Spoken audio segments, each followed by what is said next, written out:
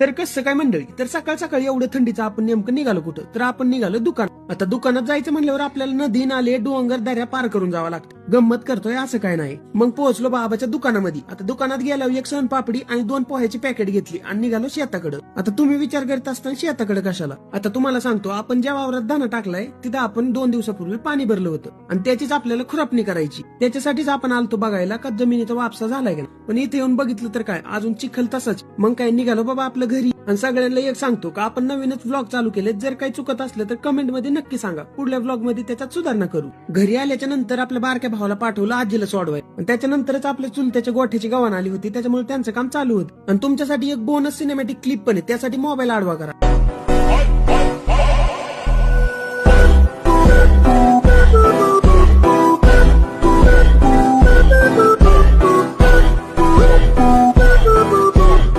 आता कंटाळा